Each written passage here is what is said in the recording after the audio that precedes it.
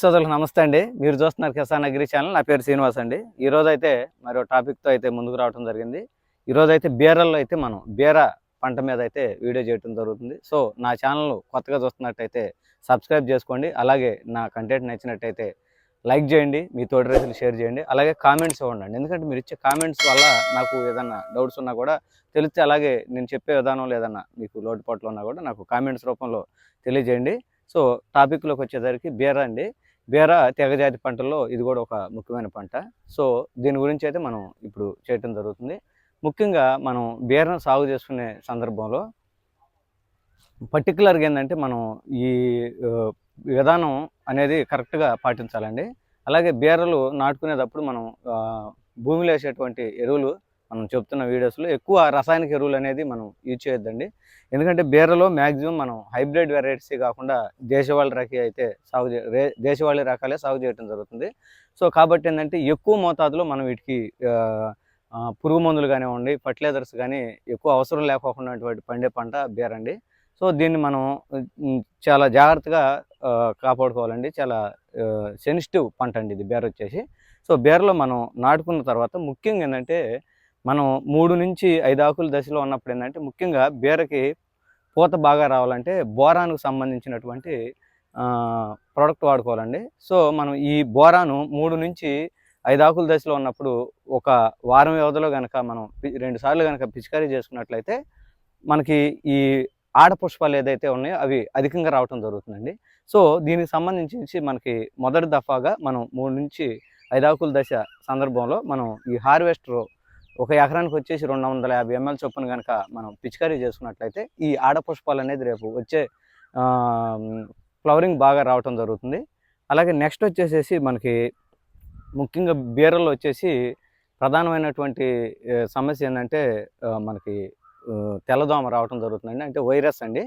Plus అలాగే next వచ్చేసి మనకి లీప్ మైనర్ అంటారండి. ఇది ఆకులు మీద గోకి తినటం వల్ల సారలుగా ఏర్పడటం జరుగుతుందండి.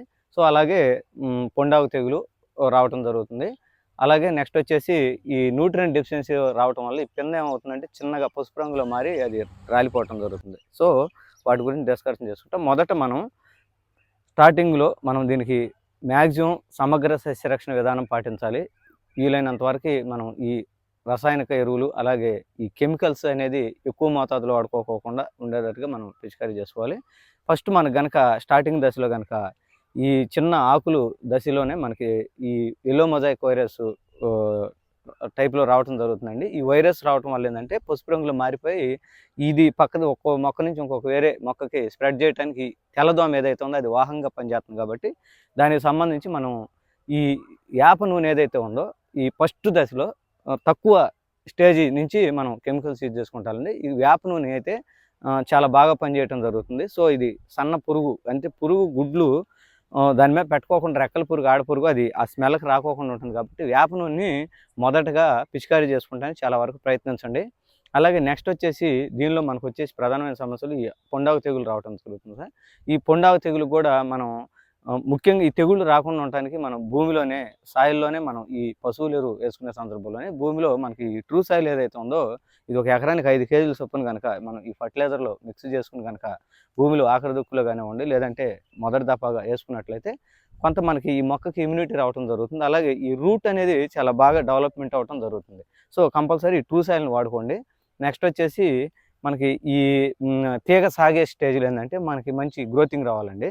సో ఈ గ్రోతింగ్ రావాలనుకుంటే ఏం చేయాలంటే మనం దాంతో ఏదన్నా ఒక ఇమ్యూనిటీ బూస్టర్ అంటే గ్రోత్కి సంబంధించినటువంటి న్యూట్రియంట్ సంబంధించినటువంటి ప్రోడక్ట్ కూడా వాడుకోవాలండి. సో దానికి మనం గెయిన్ అప్ వాడుకోండి. ఈ గెయిన్ అప్ కనుక వాడుకున్నట్లయితే ఏమవుతుందంటే ఈ చిన్న మొక్క దశలో ఈ వీడియోలో చూపించిన విధంగా ఈ స్టేజ్లో ఈ గెయిన్ అప్ కనుక 250 ml అంటే 250 ml ఒక ఎకరానికి కనుక మనం ఈ పురుగు మందులో కానివ్వండి తెగులు మందుల కాంబినేషన్ అన్ని కలిపి వాడుకోవచ్చు.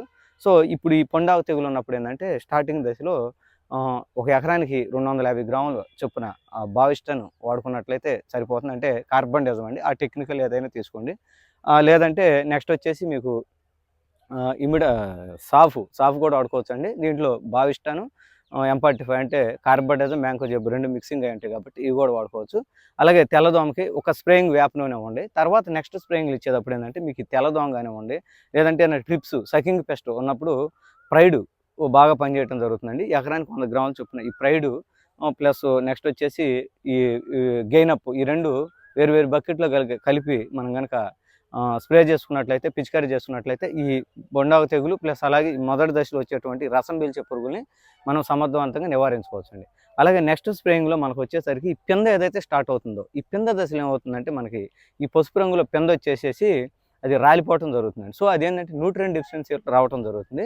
సో, దాన్ని మనం కంట్రోల్ చేసుకోవాలంటే ఇది గమనించినట్లయితే మనం ఈ టెట్రా పవర్ ఏదైతే ఉందో ఇది ఎకరానికి 250 ఎంఎల్ చొప్పున టెట్రా పవరు, అలాగే నెక్స్ట్ వచ్చేసి 13-0-45 పొటాషియం నైట్రేట్ అండి కాంబినేషను. 2 వేరు వేరు బకెట్‌లో కలుపుకొని మనం గనక దీన్ని పిచికారీ చేసుకున్నట్లయితే ఈ పింద ఏదైతే ఉందో అది చాలా బాగా రావటం జరుగుతుంది. ప్లస్ అలాగే ఈ పింద ఈ పసుపు రంగులో వచ్చి ఈ న్యూట్రియంట్స్ అంటే సూక్ష్మ పోషకాల లోపం రాకోకుండా కంట్రోల్ చేయడం జరుగుతుంది. అలాగే మనకి మంచి హెల్తీగా అయితే క్రాప్ రావటం జరుగుతుందండి.